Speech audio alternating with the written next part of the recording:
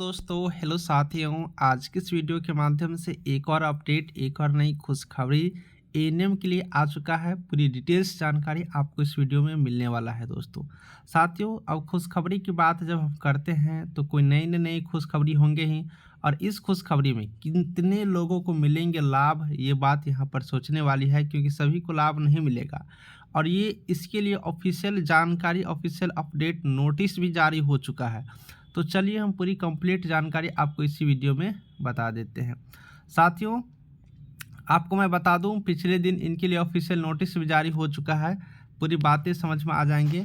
पदोन्नति के लिए अब स्वास्थ्य विभाग बना रहा एएनएम की वरीयता सूची, यानी अब जितने भी एएनएम के जॉब कर रहे हैं उन सभी को प्रमोशन के लिए, पदोन्नति यानी प्रमोशन के लिए अब एएनएम की लिस्ट यहाँ पर तैयार हो रहे हैं। वरीयता सूची, कौन सबसे पहले ज्वाइनिंग के हैं, उसके बाद कौन, उसके बाद कौन, इन सभी के लिए यहाँ पर अब लिस्ट जो है बन रहे हैं।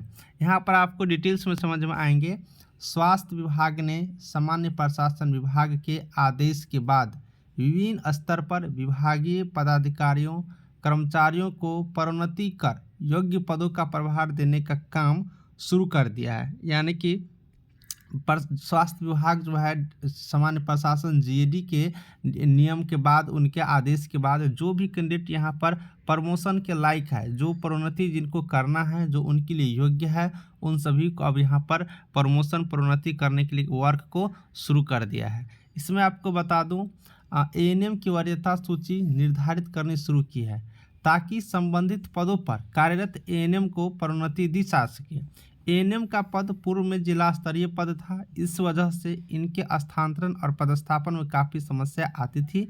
एएनएम के कार्य महत्ता और इनकी मांग को देखते हुए सरकार ने मंत्रिमंडल से स्वीकृति के बाद जून 2023 के प्रभाव से एएनएम के पद को राज्य स्तरीय पद घोषित कर दिया।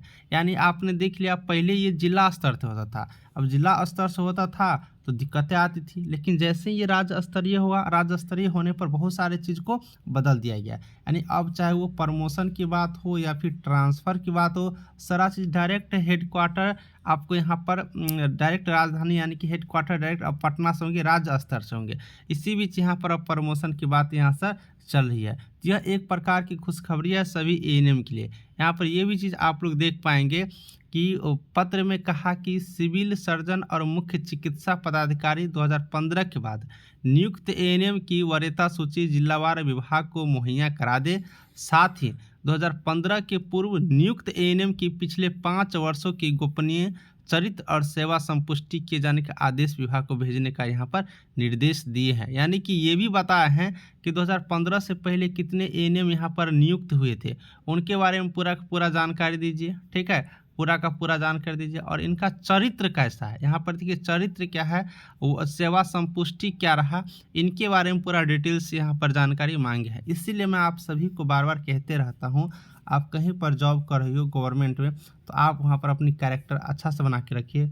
तो इन सब चीज़ को ध्यान में रखेंगे। अब आप लोग सोचे होंगे कि कैरेक्टर में क्या क्या चीज़ अच्छा देखना होता है, तो मेन चीज़ आपको यही होना होता है। कभी भी जॉब में है, चाहे आप एएनएम की पोस्ट पे है या फिर किसी और की जॉब में, तो सबसे पहले आपको ये चीज़ होना चाहिए कि आपकी कभी यहाँ पर सैलरी बंद नहीं होना हो, सैलरी बंद नहीं होना हो। सैलरी बंद हो रहा है 1 महीना 2 महीना आपका रोक दिया जाता है, बाकी सबको मिल रहे हैं, तो समझिए कि आप कहीं न कहीं दिक्कत की है, तभी तो रोक रहे हैं। दूसरी नंबर यहाँ पर बात करोगे तो आपका इंक्रीमेंट, जो हर वर्ष इंक्रीमेंट होता है, वो इंक्रीमेंट कभी ना रुका हो।